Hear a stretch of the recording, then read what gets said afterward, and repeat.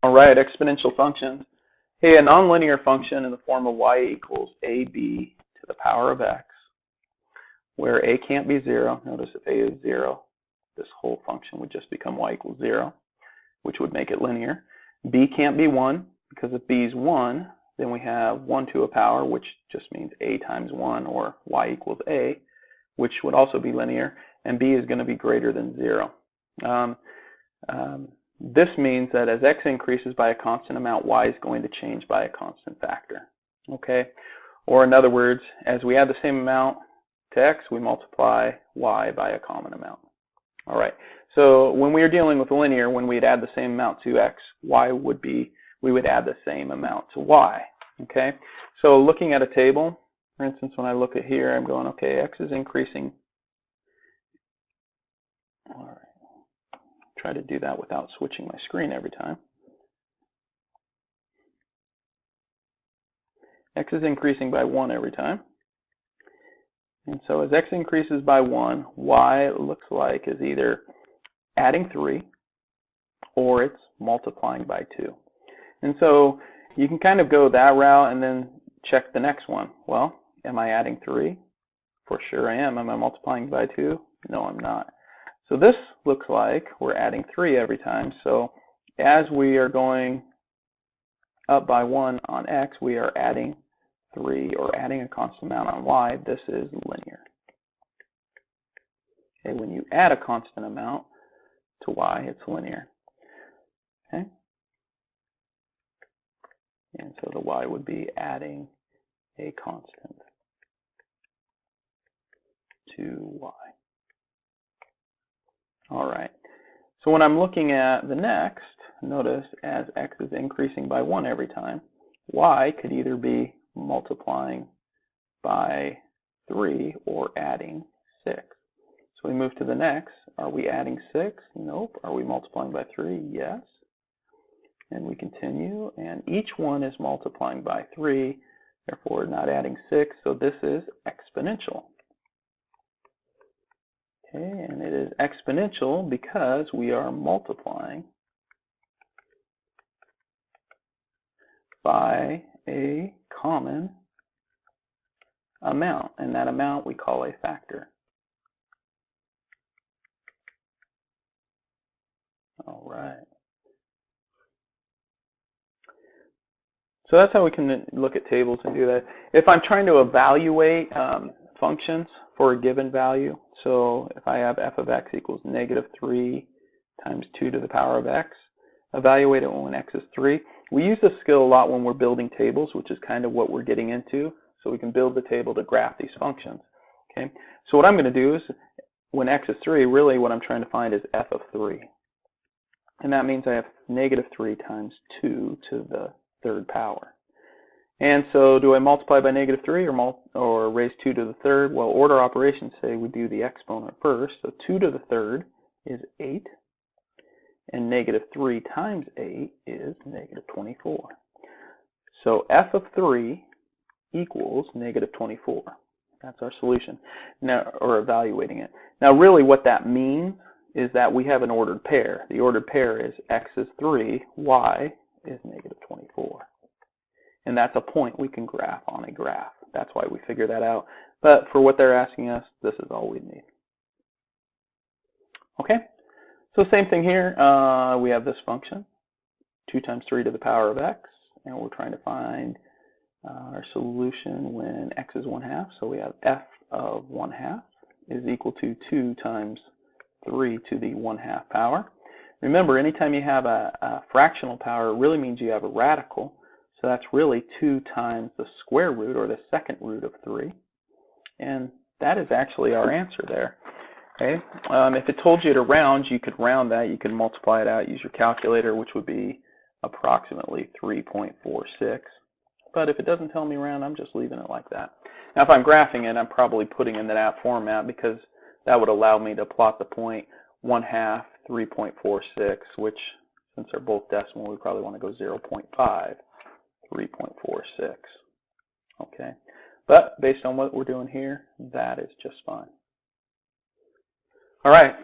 So let's try another one here. Let's try when x is a negative value and we're putting a negative exponent in.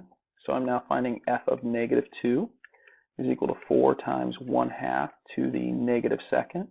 Remember, a negative exponent takes the base, the 1/2 is the base, and it flips it, all right? So, or when it's outside like that, it flips it. So that's going to be 2 over 1, or just 2 now, okay? And to the second. So this negative means I took the reciprocal of 1/2, and the reciprocal of 1/2 is 2 over 1. Okay? And 4 times 2 squared, well, 2 squared is 4, so really now I have 4 times 4, or 16. So f of negative 2 is equal to 16. Okay, and once again, that's just a point, negative 2, 16. And we put 0 in, so really finding f of 0. That's 4 times 1/2 to the 0 power. And remember, anything to the 0 power is 1. So that means f of 0 is equal to 4 times, well, 1/2 to the 0 is 1, 4 times 1, which is just 4. So f of 0 is 4, and that means I have the ordered pair 0, 4, and that ordered pair, remember, anytime x is equal to 0, y, whatever you have for y, is your y-intercept. So the y-intercept is actually 4, and that's kind of a key point here. Okay, notice that 4 also appears right here. Okay, hopefully we'll start seeing that pattern here soon. Okay, let's go ahead and try to graph some of these. All right, to graph an exponential function in the form y equals ab to the power of x, we first need to find the y-intercept, where x equals 0, and then create a table of values which includes at least 2 values greater than and 2 values less than the y-intercept. So I'm going to put my y-intercept right here. That way I can put my 2 values greater and 2 values greater and then lesser there. So I've given you this type of table so you can put your rule. Your rule is what f of x equals. That's 2 to the power of x. Okay, put that rule in the middle there. And the y-intercept is when x is 0. So really I'm doing 2 to the 0 power. Well, 2 to the 0 power is 1, which means I can now put 1 and 2 and negative 1 and negative 2 in here. And by the way, this is the ordered pair 0, 1. And so I can plot that point, 0, 1 right there. And then 2 to the first power, and that is 2. And 2 to the second power, which is 4. And 2 to the negative first power, which is the reciprocal of 2, or 1/2. And 2 to the negative second power, which is equal to 1 over 2 to the second, which is 1/4. All right. And so I have my ordered pairs, negative 2 and 1/4, and negative 1 and 1/2. I won't write these every time, but for this one, 1 and 2, and 2 and 4. All right, so we're going to plot these here. We'll go ahead and negative 2 and 1/4 right there, and negative 1 and 1/2, and 1 and 2, and 2 and 4. And hopefully you notice, hey, look at these distances. This is 1/4 of the way from the y-axis, or the x-axis. This is half the way. This is 1, this is 2, this is 4, okay? Which means the next one will be the tables we saw earlier. So like if we put in 3 here, that would be 2 to the third, which would be 8. And we'd have the ordered pair, 3, 8. Okay, and we graph these by drawing our line there. It's not the best little line. Let me try that again here. Try to do it without actually switching my screen as I draw. There we go. All right. So notice a couple things. First, the domain and range. The domain is where it exists on x, and it keeps going to the left forever and keeps going to the right forever, even though it's kind of gradually going to the right. So the domain is all real numbers. Okay, it's continually going left and right forever. So all real numbers. I'll use that symbol there. And then the range, we're looking at the y-axis. Okay, it doesn't get any closer to y equals 0. So right here, like it doesn't go any lower than this line right here.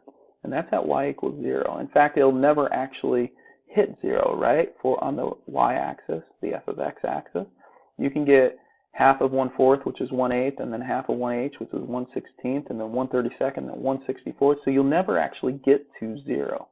So y is going to be greater than 0. Okay, never gets any less than 0 there. One other thing I want to point out is my y-intercept. So you'll note here the y-intercept is at 0, 1. And I just want to point out that 1 actually appears in my equation right there. It's 1 times 2 to the power of x. Okay? That is our a term. Our a term actually happens to be 1, and our b term, our base, is 2. So a equals 1, b equals 2. Now I'm saying that because that's going to apply a little later. Notice we kept doubling.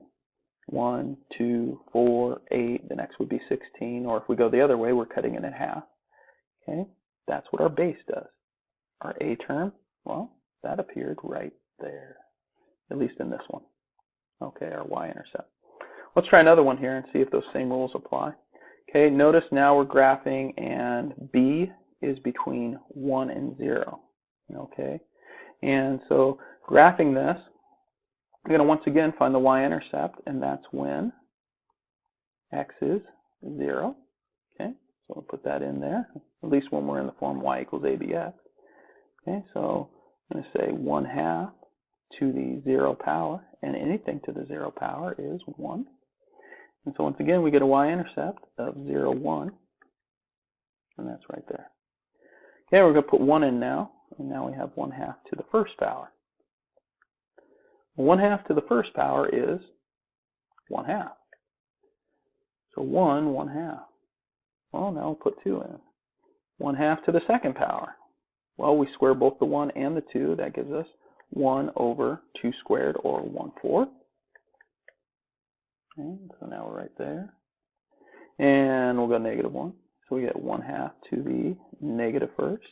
That means we flip it to become 2 over 1 to the first, which is just 2. So -1, we're at 2. And then -2 is 1/2 to the negative second, which is just 2 over 1 to the second, which is really 4. So we have -2 and 4. So really, when you start looking at this, you're like, hold on, isn't that just the previous graph? Isn't it this graph? Right? But switched around? Yeah, it is. It's kind of reflected in a way, almost. Okay? And so really, if we want to do the next one would be -3, 8, which would be up there, and we can kind of keep going with this graph. Looks something like that, right? The domain, once again, x keeps going forever, so it's all real numbers. The range is still y has to be bigger than 0. Okay, y is greater than 0. Can't get to 0. I want to point out our y-intercept is 1 again, and notice 1 is right here. It's right in front of the 1/2. That's your a term. Your base is, or b is 1/2. So a equals 1, which happened to be your y-intercept. B is 1/2, and that happens to be what you're changing by in your table. You're multiplying by. You're cutting your points, your distances, in half every time. Okay, so we had 8 away from the y-axis. Now we have 4 away, 2 away, or to go from here to here, the distance is 4, and then 2, and then 1, and then 1/2, and then 1/4, and then 1/8, and so on. Okay, this is your base. Now, when your base is between 0 and 1, we call that decay. Okay, and your graph is actually falling from left to right. That's kind of getting you ready for our next lesson. In the previous one, when your base was greater than 1, that's called growth, and your graph is going up from left to right. Okay, you're rising from left to right. Just some information there. All right, so let's graph another one. This time a, notice, has become a different value. It is 3. Okay, so we now have 3 times 2 to the power of x. So if our guides have worked, like when x is 0, like before, our a term has always been the y-intercept. If that's going to hold true, we're going to find out right here. So 3 times 2 to the 0. Well, 2 to the 0 is 1, so we have 3 times 1, and that is 3. So yeah, our y-intercept, 0, 3. So our a term is still the y-intercept. Good to know. A is 3, that's our y-intercept. All right. Our b term, our base, is 2. Okay. So hopefully, if we're looking at this, we would look at our table and say, well, we're just going to double every time. So if I put 1 in here, if we're kind of predicting what's going to happen, well, hopefully this would be just doubled, 3 or 6. Well, 3 times 2 to the first, 2 to the first is 2, so that's just 3 times 2, or 6. Yeah, so we're at 1 and 6. And that would mean I'd double again, so hopefully when we put 2 in, we get 6 doubled, or 12. All right, so 2 squared is 4, so that's 3 times 4, or 12. Yep, we're good to go there. All right, and which means going the other way, I'd be cutting in half, so this would probably be like 1.5. So 3 times 2 to the negative 1. Well, negative exponent is just half of, we just flip the 2, so it becomes 3 times 1/2, the reciprocal, which is 1.5. Okay. And then half of a half is 3/4, or half of 1.5, excuse me, is 3/4. So hopefully we get 3/4 here. 3 times 2 to the negative 2 is equal to 3 times 1/2 squared, or 3 times 1/4. And 3 times 1/4, or 3/4, is 3/4, right? Which is 0.75. All right, so that will give us right about there. So see this graph, it'd be something like that there. Okay, without the goofy hitch in the middle. Let's see if I can do this without switching my screen on. Whoop. Boy. Try this one more time. There we go. All right. And this looks like it's going up from left to right, so this is a growth graph. Growth. And notice b was greater than 1, so it should be growth. Kind of applying what we already know. Domain, well, once again, all real numbers for x. It's expanding left and right forever. And range, looks like it's still approaching 0. Y has to be bigger than 0. Your range is always going to be y is bigger than 0 unless we add a number to the back part here. Okay. Well, now that we've done some of these and we kind of know what a and b do, let's go ahead and predict what this graph will be like without actually figuring out our table. I mean, I'll write in, oops, sorry about that. I'll write in the 3 and 1/2 x, and you could fill out the table if you want, but I'm going to just kind of start with a is and b is, okay? A is 3, b is 1/2. So based on what we've talked about, remember a is your y-intercept. So I could just go right over to my graph and say, okay, y-intercept is when x is 0. It's going to be right there. Okay, I know this would be 0, 3. All right, based on that. And then if b is 1/2, that means it's decay. That means this graph is falling from left to right, right? Okay, and so really thinking through that, that would mean that I'm cutting my values in half each time. So 3, half of 3 is 1.5. Half of 1.5 is 3/4. And then going the other way, I'm kind of increasing, right? I'm doubling. So if I'm over here, this is 6 because half of 6 is 3. And this next one would be 12 because half of 12 is 6. And so I'd have a graph that looks something like that. All right. So now if I wanted to check and make sure I am correct, well, I fill in the table, right? I already know that 1, I had 1.5, and 2, I had 0.75 or 3/4. Negative 1, I had 6, and negative 2, I had 12. So I could just do the math. 3 times 1/2 to the negative second. Well, that just is, remember I got to flip that and square it, so that's 3 times 2 squared. Well, 2 squared is 4, and 3 times 4 is 12. So we're good. Okay, well, 3 times 1/2 to the negative first. Well, I've got to flip that and raise it to the first. That's 3 times 2, which is 6. All right, we're good there. Okay, and next one, 3 times 1/2 to the 0, which is 3. Anything to the 0 is 1 times 1, which is 3. And then 3 times 1/2 to the first.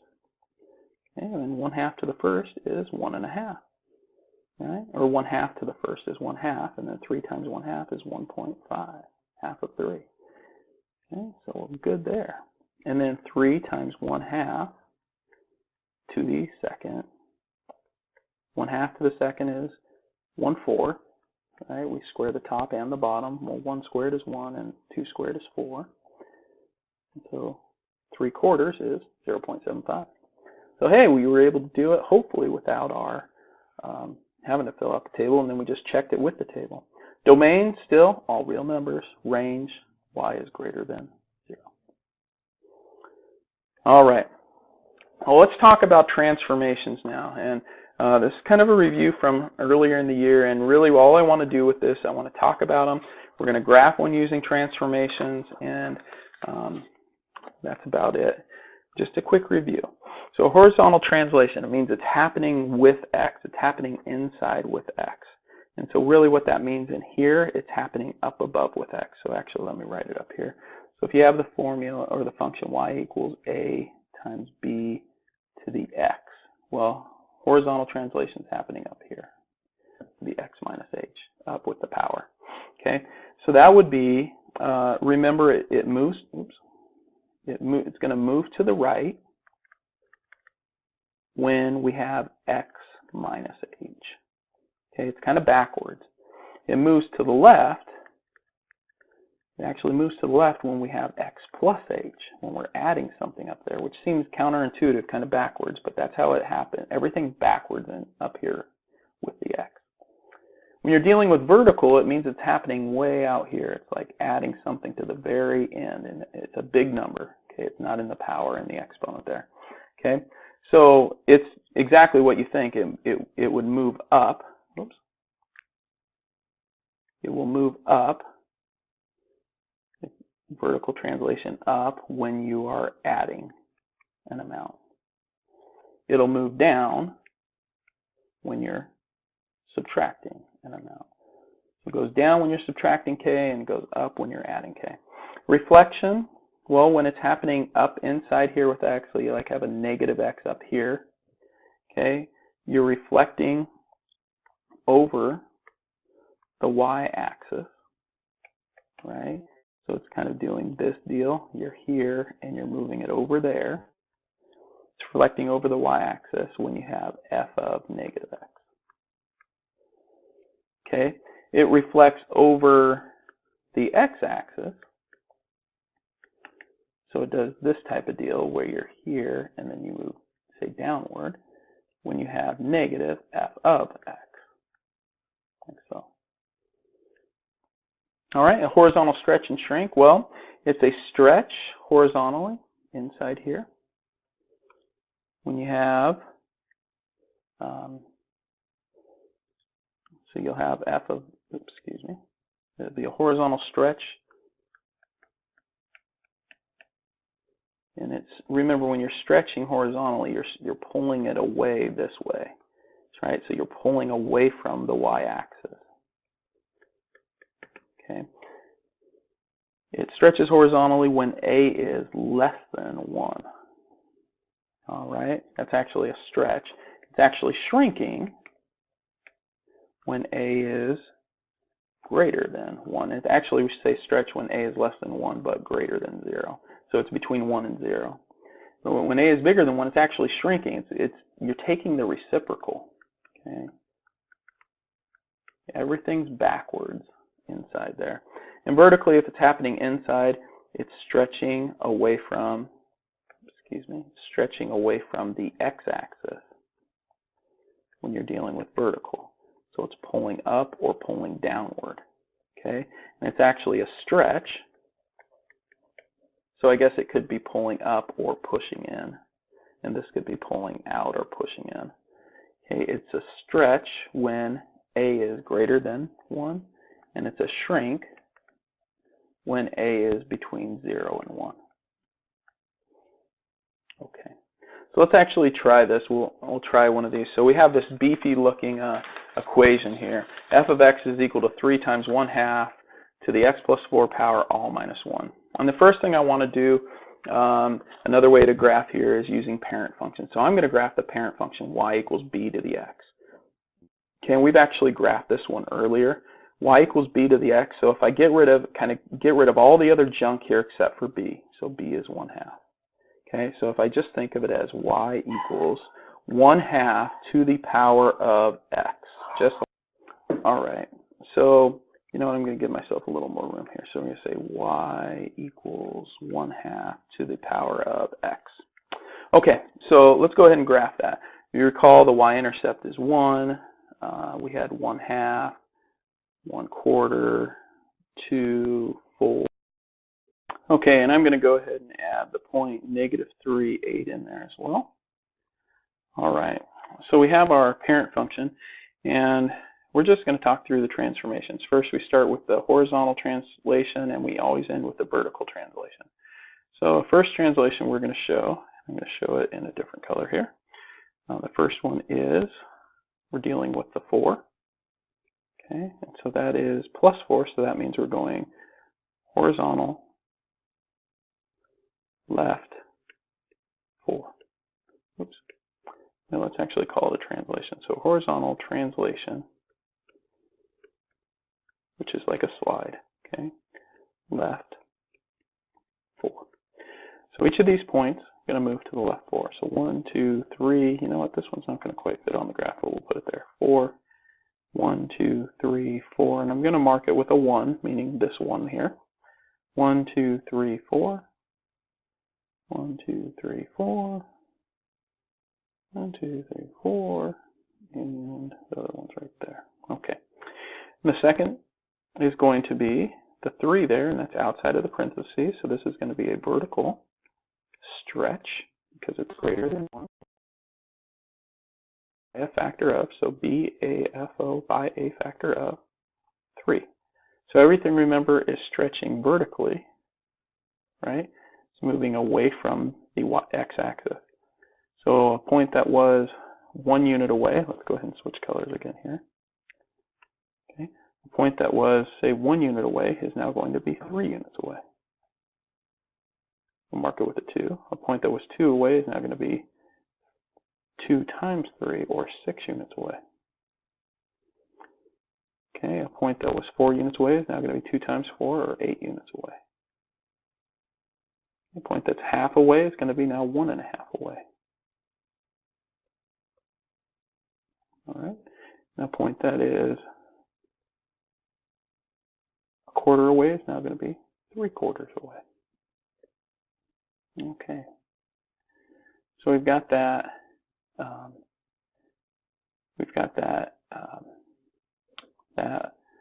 That vertical stretch by a factor of 3. So, you know, I think I have this 2 in the wrong spot here. This is 1 unit away, so it's going to be 1, 2, 3. Yeah. Okay. Didn't look quite right. All right.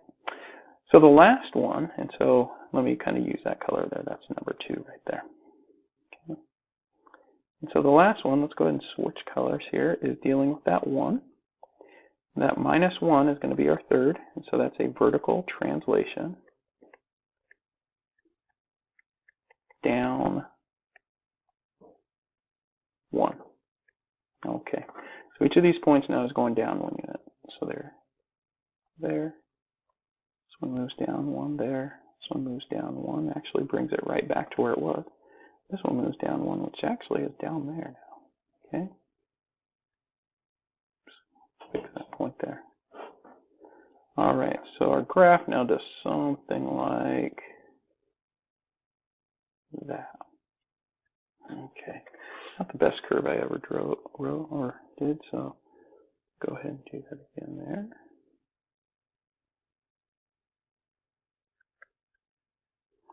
All right, there we got it.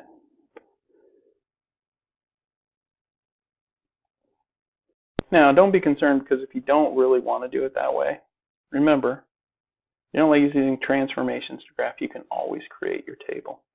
And here's what I'll tell you. If you're going to create a table, the thing you're generally going to want to start with the point, at least if you have an x plus something up here or x minus something, is this value right here. And it's actually going to be your y-intercept. Well, it's going to be the middle of your graph, okay? And so it's always the opposite of this. So if that's 4, we're going to say that we want to start with -4 here. You'll notice when x is -4, that's right here, kind of in the middle of our graph. So we have 2 below and 2 above, and that will give you a nice curve. That's kind of what we're looking for there. Okay? All right. Let's go ahead and move on here. All right.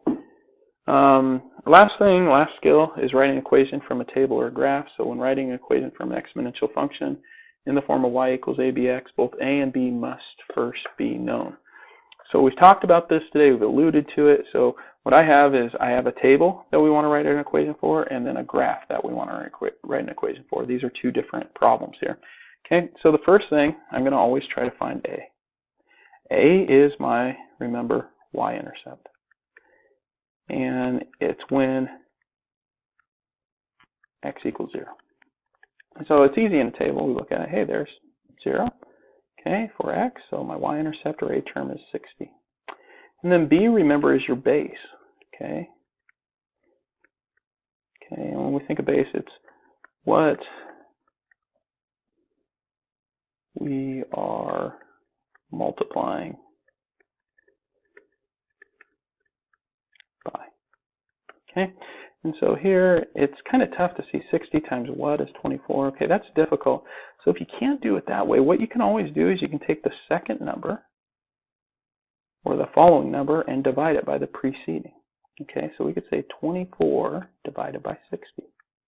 And in fact, we can do the same thing here. 9.6 divided by 24. We could do the same thing here. 3.84 divided by 9.6. Now, if it's a true factor, then all of these things, when we divide, should equal the same number. And in fact, they do. In this case, they give us, when we divide those, they give us 0.4. Okay? Which really, what that actually means is that each time you're multiplying by 0.4.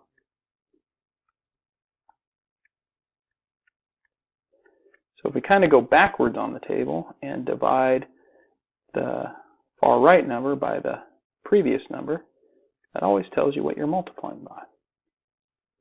Okay, so b here is 0.4. All right, and so now we can write in our equation y equals ab to the power of x. So y equals a, 60, times b, 0.4 to the power of x. There we got it. All right, similarly, if we're dealing with a graph, I always want to start out with finding a and finding b. Okay, a, pretty easy to pick out. It's right there. Okay, it's our y-intercept. So in this case, 2. B is what you're multiplying by. It's tough to see. Then put it in table format. Say xy. You can put some values in. When x is -1, y is 1.33. We'll just use 2 3s. When x is 0, y is 2. When x is 1, y is 3. When x is 2, y is 4.5. When x is 3, y is 6.75. If you want to find b, just divide 2 by 1.33. And then divide,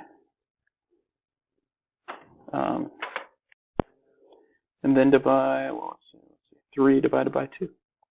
And then 4.5 divided by 3. And 6.75 divided by 4.5. And what you will find is all of those divide to make 1.5. So I just want to make a quick point before well, actually I'll do it after I finish this graph. So, or this equation. Y equals ab to the power of x. A is 2. B is 1.5 to the power of x. There we go. Hey, and just note, these numbers were getting smaller. 60, 24, 9.6, 3.84. That means we are decaying. we are going down. We are multiplying our base. Our base here is less or between 1 and 0. These numbers are rising in our table, and on our graph it's growth, which means our base has to be greater than 1. Okay, so it's a quick check when you're dividing. Make sure you're doing it correctly. All right, that's all I got for you, I think.